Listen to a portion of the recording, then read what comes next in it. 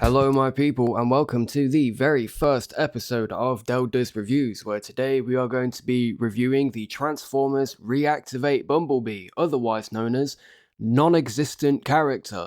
The reason I say non-existent character is because the only AAA Transformers game since Transformers Fall of Cybertron was cancelled and he was supposed to be in that game, which is leaving him as some kind of abstraction.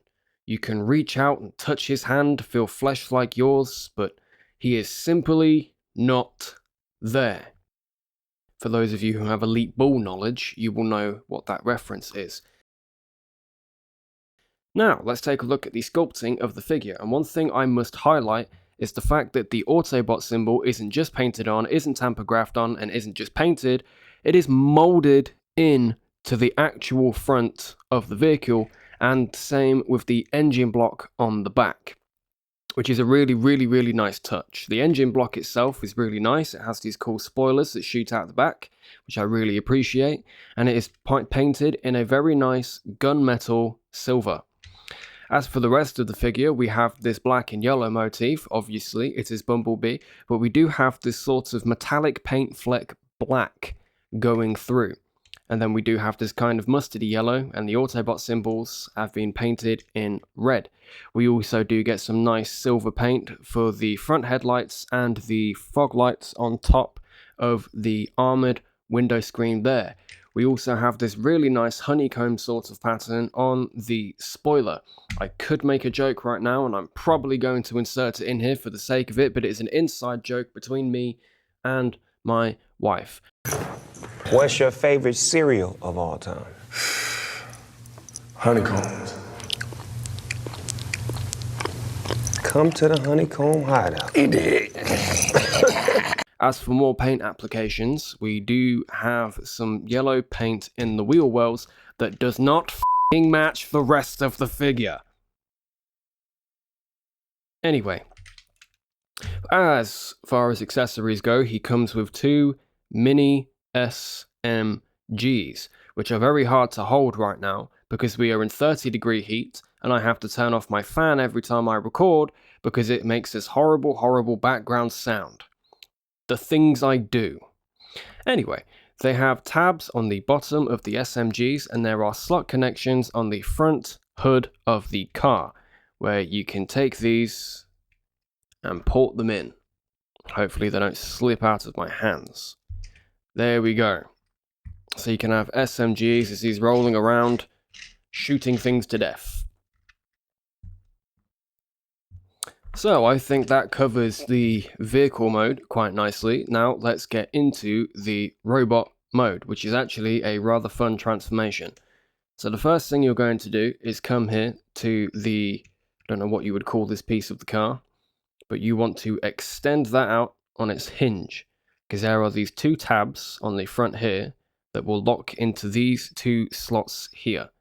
Now, once you've done that, you can take this section and pop it out to the side like so, and you want to do the exact same on this side, like that. Now we can take the doors and rotate them out. After we've done that, we are going to take these back sections and untab them like so, which then allows us to extend the legs at the knees. And now what you want to do is you want to pull this whole section, well, first you want to untab this, then you want to pull this whole section out like so and have it straightened like that. So let's continue on with the legs. First thing you want to do is take the foot, fold it out, rotate it around. Once you've done that, you want to take this entire back section here and untab it. There is a tab there that will tab into the wheel here, and you want to rotate it to the back of his leg. This will allow you to then take this piece, tab it in there, and push it down like so. And that is one leg all done. Do the same on the other side. You want to fold out the foot, rotate it around, take the wheel and rotate it to the back, fold this in, and fold this in. Just like so. Now, the rest of the transformation can be a little bit finicky with the way that the whole upper torso works. So what you want to do is you want to take the arms, grab them, and extend them out, like so. So they are in this sort of configuration on top of the car. After we've done that, you want to begin bringing all of these sections down and rotating this back. And again, bring this down and bring this back. Now what you're going to do here is you want to pull up the head, and you'll see this tab is going to go into this slot in here. So you want to rotate that down. That is the whole head assembly done. And you want to try and bring this back while simultaneously rotating up this chest section.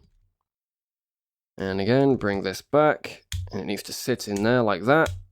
And then you can kind of push everything together and it should stay in place. Now we can bring the arms down, rotate them down and around, flare out the shoulder pads if you haven't already, and for the finishing touch, bring up the grill, that's what it's called, it's a grill, and tab it into the back just like so, just like that.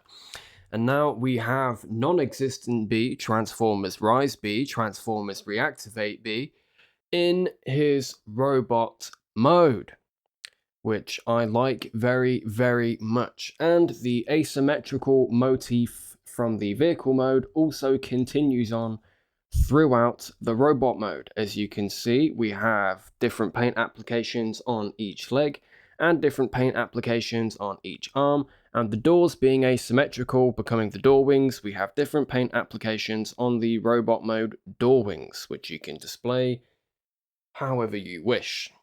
Now, let's go over the articulation. Now, the head can look up a really, really good degree. It can look down that far. It does a full 360 as it is on a ball joint, and we do get some head tiltage, which is nice. If we move the door wings out of the way, the shoulders can do a full 360 degree turn, and they can go out about that far. The shoulder pads are individually articulated from the shoulders. Now, we do not have any upper bicep rotation, but that is compensated for with a ball joint at the elbow, allowing for a full 360 degree twist.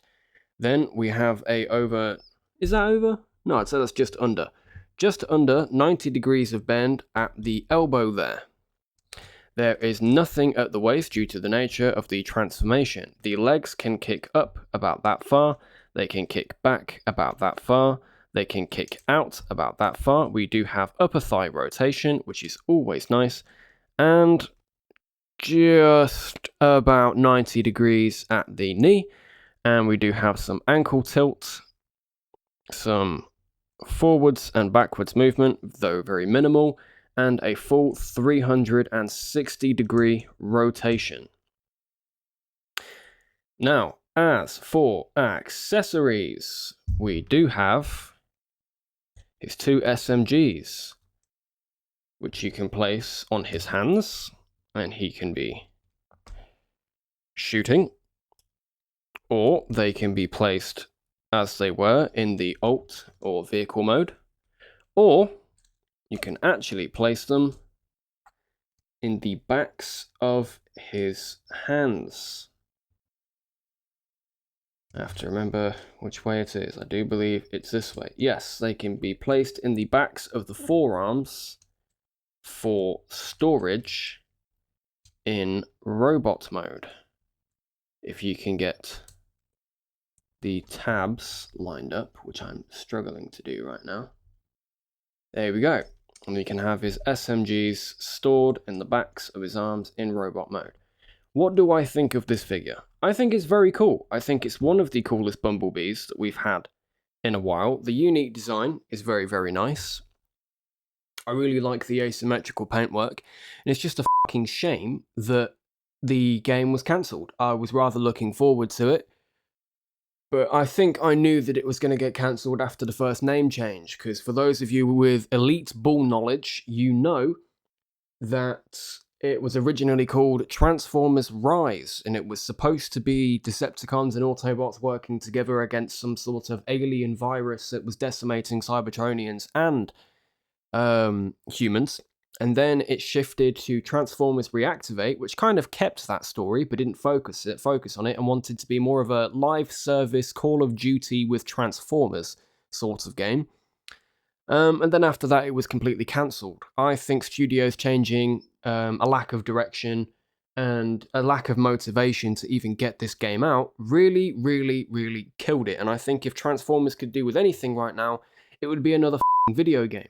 Considering that War for Cybertron and Fall of Cybertron are no longer available on any stores. Hello, this is pre-Future Me before Future Me comes back with a camera to say things. I don't know. The camera overheated. I do apologise for the sudden and very abrupt cut in footage. But anyway, as I was saying, we've not had a AAA game for Transformers in a long time. I am not counting Rise of the Dark Spark. That was a bag of dog shit. Anyway, it was a letdown. And, yeah. That's all I have to say, so I hope you enjoyed this episode. Anyway, this is pre-Future Me saying goodbye, and Future Me is about to take over. Hello, Future Dell here. I don't have the audio equipment hooked up, but hello. My camera overheated, but yes. Anyway, that's the end of the review. Very, very cool. I apologise for the kind of weird quality and the awkward stumbles in my voice. I am getting used to this. This is something I really want to do, ever since I saw MGO come across my screen when I was a kid, so I will be doing more. Please bear with me. Transformers Reactivate Bumblebee. He doesn't exist.